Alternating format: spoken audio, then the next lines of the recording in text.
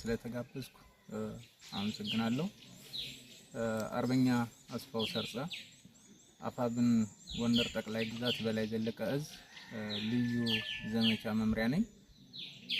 መልካም እንግዲህ የጉባኤያችን ሂደት በተመለከተ አብዛኞቹን አርበኛ አንተነህ ድረስ ጠቅሷቸዋል።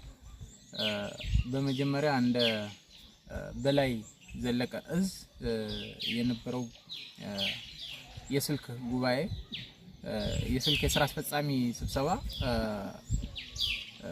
የመጀመሪያው ያው ችግራችን የውስጥ ችግርን ለመፍታት ከቦታ አመራረጥ ጀምሮ የውስጥ ችግርን ለመፍታት ቀነ ገደብ ተቆርጦ አካላዊ ግንኙነት ያስፈልጋል ተብሎ በአርበኛ ሀብቴ ወልዴና በአርበኛ ሳሙኤል ባለድል ጠሪነት በፊርማ የተረጋገጠ ወረቀት ወደ በለሳ መስመር እንድትገኙ የሚል ወረቀት ተጽፏል ማለት ነው። በዚህ መሰረት ሁሉም የስራ አስፈጻሚ ደረጃ በደረጃ ጉዞ ወደ ተባለው ቦታ በመምጣት ላይ እያለን ጠላት 360 ዲግሪ በመክበብ የጎንደር አንድነትን እንዳይሳካ ወይም ደግሞ የጎንደር አንድነት አንድ እንዳይሆን ቀድሞ መረጃ ስለደረሰው ጠላት በሰፊው ተንቀሳቅሷል ማለት ነው። ይሄ ጠላት በሰፊው በተንቀሳቀሰበት ጊዜ ሰራዊታችን የምን ጊዜም ህልሙ የጎንደር አንድነት ማፍሰር እና ማምጣት እስከሆነ ድረስ ወደ ቦታው የሚንቀሳቀሰውን አመራር በሰላም ደህንነቱ ተጠብቆ እንዲያልፍ ትንቅንቅ አድርገው የህይወት መስዋዕትነት ጭምር የከፈሉ ጓዶች አሉ። ስለዚህ ለዚህ አንድነት ሰፊ ዋጋ የተከፈለበት ሰፊ የከፍተኛ አመራር ጭምር ዋጋ የከፈለበት ነው። ይህም ብለን ወደ አንድነቱ ቦታ ወደ ተባለው ደርሰናል ማለት ነው።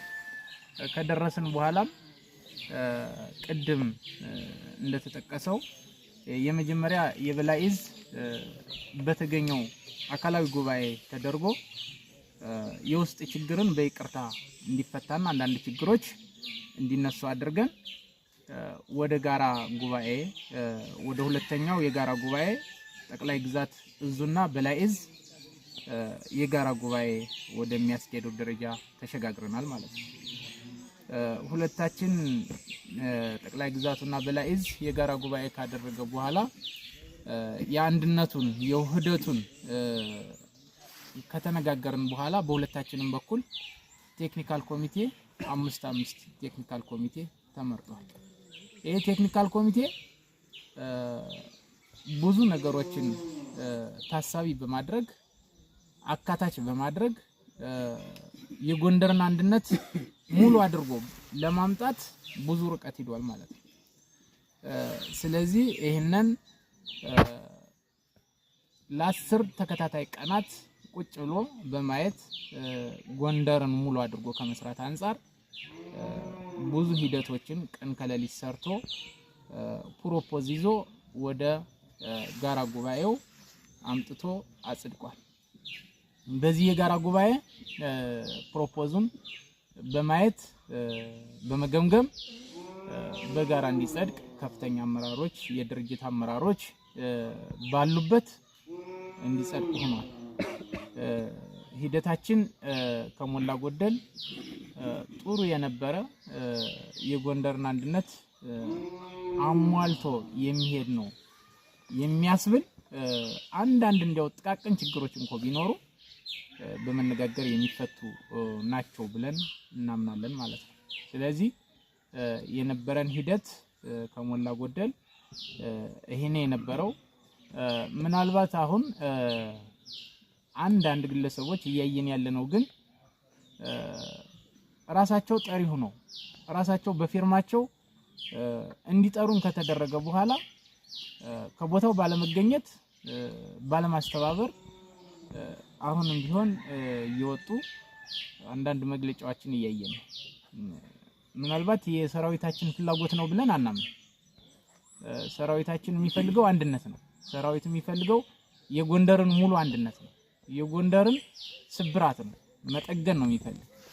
ስለዚህ እንደዚህ አይነት ሸፍጦች የሚካሄዱበት መሆን የለበትም። ሁሉም የጎንደርን አንድነት ሙሉ አድርጎ ከመቀበል አንፃር ለህዝባችንም ሲባል ያው በዚህ አጋጣሚ ለሰራዊታችንም ሲባል ሁሉም አንድነቱ ተካቶ በየተመደበበት የሥራ ዘርፍ መስራት መቻል አለበት።